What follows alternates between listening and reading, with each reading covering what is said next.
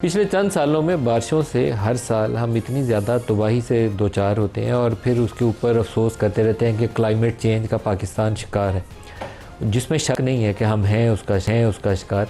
लेकिन अपनी कोताही और नालायकी के ऊपर पर्दा नहीं डालना चाहिए जब आपको पता है कि ये हम उन ममालिक में शामिल हैं जो क्लाइमेट चेंज की वजह से वर्स्ट हिट हैं। तो हमारी उसके लिए तैयारी क्या है।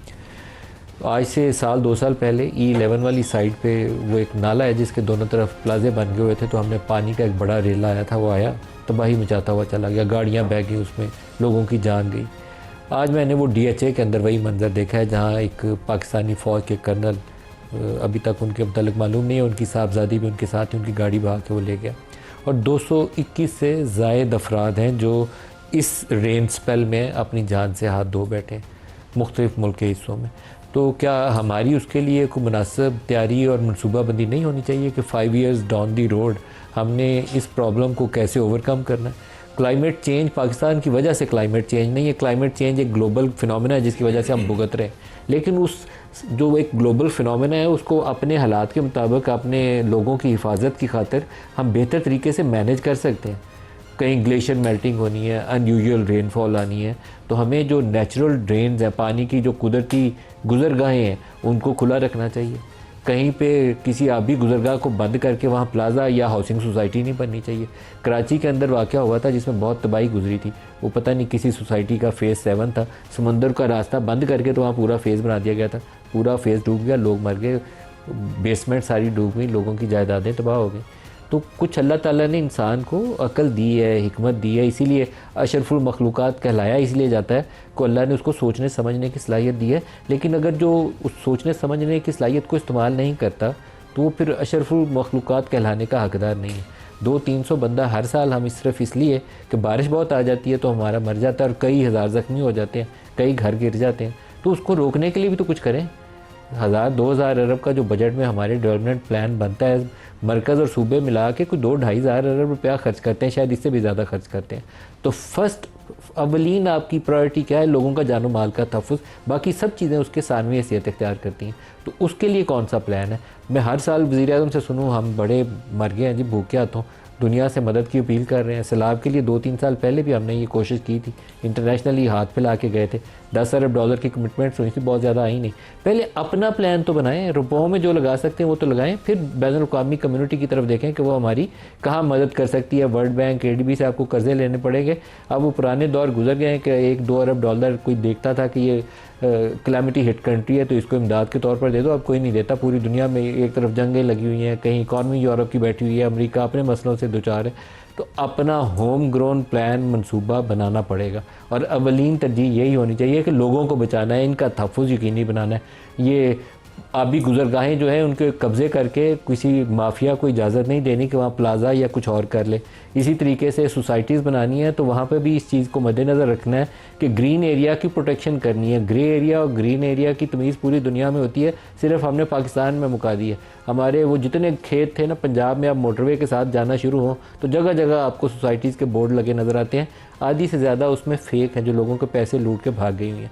तो लेकिन इसमें अवलीन कसूरवार वो सोसाइटी वाला नहीं है, वो हुकूमत और उसके अहलकार हैं जो पैसे खा के आंखें बंद करके बैठ जाते हैं और जब लोग मर जाते हैं फिर कहते हैं बारिश आ गई थी, इसमें हमारा तो कसूर ही नहीं है। पंजाब हुकूमत भी यही कहेगी। 135 अफराद हैं जो सिर्फ पंजाब में चले गए और 225 पूरे मुल्क में। तो ये बहुत ही अफसोसनाक सूरत हाल है। डॉक्टर तारिक साहब, पहले अगर फ्लड्स के ऊपर आपसे पूछ लो, आप लोग यकीनन दुखी आप भी होते होंगे जैसे पूरी कौम दुखी होती है, लेकिन इसके लिए मंसूबे बनाना हुकूमत वक्त की ज़िम्मेदारी है। उसके ऊपर मुझे लगता नहीं है कि कोई ख़ास पेशरफ्त है, सिर्फ हम अफसोस का इजहार करने के लिए तैयार होते हैं एक बयान जारी करने के हद तक।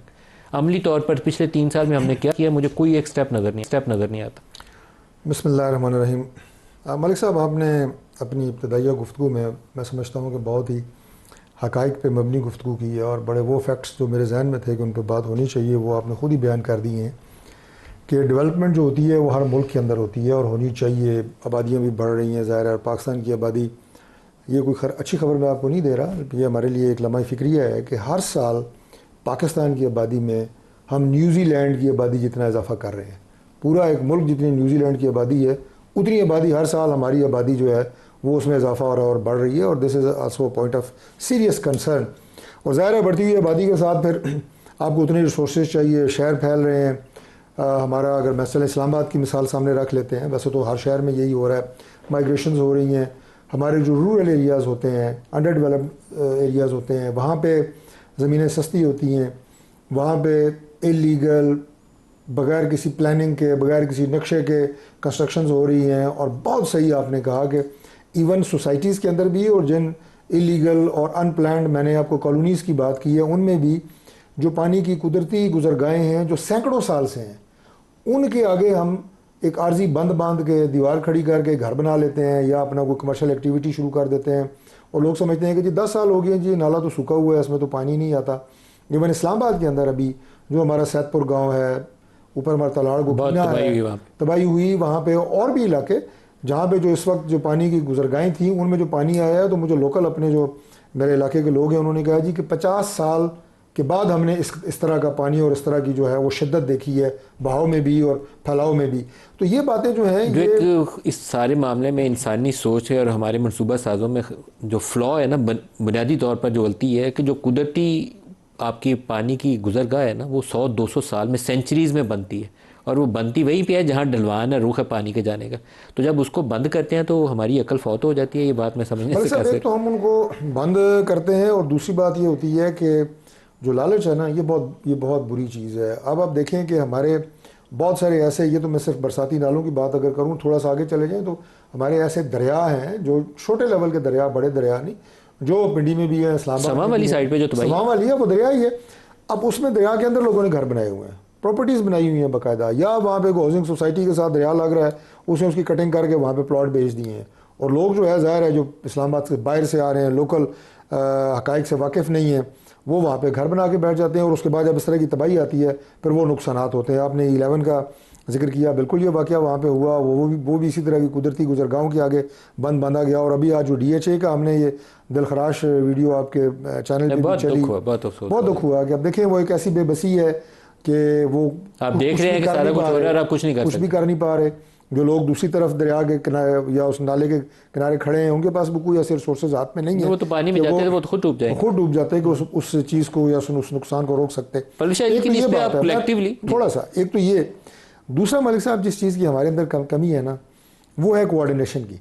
अभी इन तमाम जो इस तरह के नेशनल डिज़ास्टर्स हैं, उनकी मैनेजमेंट के लिए नेशनल डिज़ास्टर मैनेजमेंट अथॉरिटी बनी है, NDMA।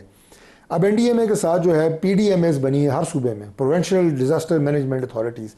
अब उनकी आपस में कोऑर्डिनेशन, उनकी मीटिंग, रिसोर्सेज किधर कितने हैं, कैसे लगाने चाहिए। और ये जो हमारी NDMA है, लोग समझते हैं कि शायद पूरे मुल्क में हर जगह डिज़ास्टर मैनेजमेंट इसका काम है, ये कोऑर्डिनेशन वाली बॉडी है, एडवाइजरी बॉडी है। बाकी प्रैक्टिकली जब इस तरह के डिज़ास्टर्स आते हैं, तो वो चाहे हमारा सूबा हो, चाहे KP हो, सिंध बलूचिस्तान, सबसे पहले सूबाई PDMAs, प्रोविंशियल गवर्नमेंट्स, बट उनकी कोऑर्डिनेशन जो है मरकज़ से हो रही होती है।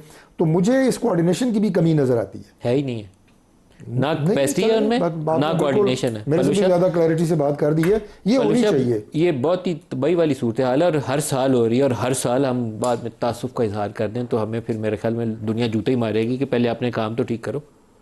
देखिए, सबसे पहले तो एक जो तशवीशनाक बात है जो अभी डॉक्टर तारिक ने कही, जो आबादी में एक बेहंगम इजाफा हो रहा है, इस पर मेरे ख्याल में तो आज से किसी हुकूमत ने गौर नहीं किया, ना इस पर कोई प्लानिंग करने की कोशिश की। उसके साथ साथ ये हो रहा है कि जो आपकी ब्रेड बास्केट है, उधर हाउसिंग सोसाइटीज़ बन रही हैं। आप यहाँ से उतरे मोटरवे से और आप देखें, कुछ लीगल और कुछ इलीगल, मतलब एकड़ों के एकड़ खेत जहाँ गंदम उगती थी और हमारी काश्त होती थी, वो तमाम जो है फ्लैट कर दिए गए हैं। आपके पहाड़ फ्लैट कर दिए गए हैं। पहाड़ आपके कुदरती जो है वो रोकते हैं आपकी आफात को। वो जब फ्लैट हो जाते हैं तो फिर किसी चीज़ को कोई चीज़ नहीं रोक सकती, पानी को भी कोई चीज़ नहीं रोक सकता। वो जो है आपकी हवाओं को भी वो रोकते हैं, और एक कुदरती अमल से अल्लाह ताला ने उनको वहाँ खड़ा किया है।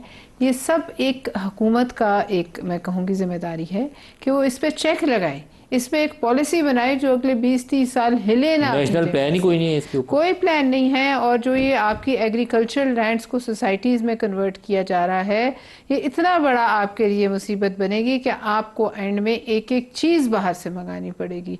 हर इंच पे आपके ऐसी अनप्लान्ड स्ट्रक्चर खड़े होंगे जो न सिर्फ शक्ल से बदशक्ल होंगे, बल्कि आप ये भी देखिए हर साल आपको क्यों ये इस कदर फ्लैश फ्लड्स आ रहे हैं, इससे ये गर्मी में इजाफा है। गर्मी में इजाफा क्यों है? क्योंकि आप दरख्त काट काटते हैं। सिर्फ इस्लामाबाद में देख लीजिए जहाँ हम हैं इस वक्त, चंद सालों में आप देख नहीं रहे इस्लामाबाद को गंजा कर दिया गया है। इस्लामाबाद की शक्ल ही बदल गई है जी। अच्छा, फिर आप देखिए जो है सिरीना के सामने नालों को जिस जल्दी से सीडीए ने ढक दिया सिर्फ अंडर पास बनाने के लिए, तो वो कई सफारत खाने डूब गए। अब आप मुझे ये बताइए कि इस पर मतलब कोई किसी की तो जिम्मेदारी है। ये जो रेस्क्यू लेकिन एफर्ट जो बंद कर रहे थे उनका दिमाग काम नहीं करता। तो मुझे उनको तो इससे पूछना तो चाहिए ना, उनका नहीं अगर कर रहा था या जो भी जल्दी में कर रहे थे, उनकी कोई अकाउंटेबिलिटी नहीं है। ये अरबों रुपए की यहाँ होते हैं मामला। स्टैंडिंग कमेटीज हैं जी हैं, हम बोलेंगे जिस दिन उसकी मीटिंग होगी, लेकिन इसको हम उठाएंगे सेनेट में भी। लेकिन बात यह है कि जब आप पानी को कोई नहीं रोक सकता, हवाओं को कोई नहीं रोक सकता, जब आप उनकी गुजरगाहों को रोकेंगे कुदरत की, वो अपनी जगह बनाएंगे। और इसके लिए आपका काम है कि आप इसको जो है वो जो है कंट्रोल करें। लेकिन बहरहाल ये तो अब मुस्लिम लीग नून की हुकूमत है, इनको एक अच्छा काम करना चाहिए कि अगले 30-50 साल के लिए फ्रीज कर जाएं, नो मोर हाउसिंग सोसाइटीज। इसके लिए इन्हें 25 साल का ना एक प्लान बनाना पड़ेगा। DHA वो उधर काट दिए गए मुल्तान में, वहाँ तो आमों के दरख्तों का इशू। अब देखिए ना, ये एक अच्छी सोसाइटी है जहाँ वो डूबे हैं कर्नल साहब और उनकी बहुत अब उनको अच्छा, उसके अलावा सवात में जो इंसान को अपनी बेबसी का एहसास होता है। रेस्क्यू का कोई, अब आपके कितने चांसेस हैं सड़क पे जाते आप डूब जाएं गाड़ी समेत, लेकिन ये एक आफत है, आफत को कंट्रोल। शायद खटक साहब ये मामला इस वक्त KP में भी बहुत तबाही हुई है। हमें नेशनल लेवल के ऊपर सूबाई हुकूमतों को भी और मरकज़ को भी I think council of common interest में एक मुश्तरका मनसूबा लेकर जाना चाहिए और 20-25 साल उसके ऊपर अमल पैरा होना चाहिए। फर्स्ट प्रायोरिटी होनी चाहिए कि पाकिस्तानी कौम को महफूज कैसे बनाना है, इनकी जानें कैसे बचानी। 200-300 बंदा हम हर साल डबो दें, कोई अकल तो मेरा ख्याल है वो उसके मुनाफी काम है जो हम कर रहे हैं। बिस्मिल्लाहिर्रहमानिर्रहीम। मालिक साहब, ये सेनेटर साहबा ने आखिर में सवात वाक़ी का जिक्र किया। देखिए, सवात वाक़िया जो रहनुमा हुआ था वो दरिया के किनारे था। जब आप दरिया में जाते हैं, दरिया में आप वहाँ पे नाश्ता करते हैं, तो वहाँ पे पानी आने का ख़तरा जो है वो ज़्यादा रहता है एज़ कम्पेयर टू DHA या एज़ कम्पेयर टू उन एरियाज़ में कि जिन एरियाज़ में कंस्ट्रक्शन हुई है या इलीगल सोसाइटीज़ बनी है। मलिक साहब, हमारे दौरे हुकूमत में पिछले बल्कि 2 हमारे जो सूबाई हुकूमतें गुजरी खैबर पख्तूनख्वा में, इमरान खान साहब ने एक बिलियन ट्री सुनामी का इनिशिएटिव लिया था कि हम इसमें दरख्त जो है वो लगाएंगे। जब आपकी फॉरेस्ट एरिया बढ़ेगी, जब आपकी ज़मीन का कटाव जो है वो कम होगा, तो ये सैलाब इनके कितना फॉरेस्ट एरिया बढ़ा KP में? अब ये उसकी उस मंसूबे की आउटकम में कितना फॉरेस्ट एरिया बढ़ा, क्योंकि मुझे उसका आउटकम नहीं नजर आई है कोई भी। अगर अभी उसके लिए तो आपको स्टूडियो से बाहर निकल के आपको वहाँ पे प्रोग्राम करना पड़ेगा। अगर आप WWF की मैं स्टूडियो से बाहर निकल के पूरे मुल्क में घूमता हूँ, लेकिन मुझे वो आपका वो मिरेकल नजर नहीं आया कि वो कार्बन वो पता नहीं लेवी भी हमें मिलनी है और क्या कुछ मिलने लगा है पूरी दुनिया से। अभी अगर आप मेरे साथ जाएंगे तो मैं आपको उधर ले जाऊंगा कि जिन एरियाज में दरख्त की कटाई हुई थी, स्पेशली सवात में, मनसेरा में, या उन एरियाज में जो हमारे हाई फॉरेस्ट एरिया थी, वहाँ पे एक हमने प्लांटेशन की। सेकेंडली एक नेचुरल प्लांटेशन जिसको हमने कवर अप दिया, हमने उसकी प्रोटेक्शन की कि जो पोलिनेशन के जरिए दरख्त उगते हैं तो उसको भी हमने प्रोटेक्ट किया। इसी तरह किसी से भी आप खैबर पख्तूनख्वा के किसी भी ज़िले में आप चले जाए, अगर मैं आपको अपने ज़िले की मिसाल दूँ तो करक में मैं आपको लेके जा सकता हूँ जो बिलियन ट्री सुनामी की वजह से वहाँ पे दरख्त उगे। इसी तरह अगर आप मेरे साथ विजिट करें DA खान में तो वहाँ पे बहुत बड़ा अब जंगल बन चुका है। इसी तरह मनसेरा के उन एरियाज में कि जहाँ पे बड़ी बेदर्दी के साथ दरख्त कटे थे, वहाँ पे नई जो हमने फॉरेस्टेशन की वो एक बहुत अच्छी पोजीशन में है। मलिक साहब, दरख्त जो है उसको उगने में 2, 3, 4 साल की 5 साल की उम्र उसको चाहिए होती है। तो मैं आपको उन एरियाज में लेके जाना चाहता, मेरे साथ आप जरूर चाहें, लेकिन मैं इस वक्त मैं क्रिटिसिज्म नहीं कर रहा, मैं आपको एक रोड मैप देने की बात कर रहा हूँ कि हुकूमत को करना क्या चाहिए।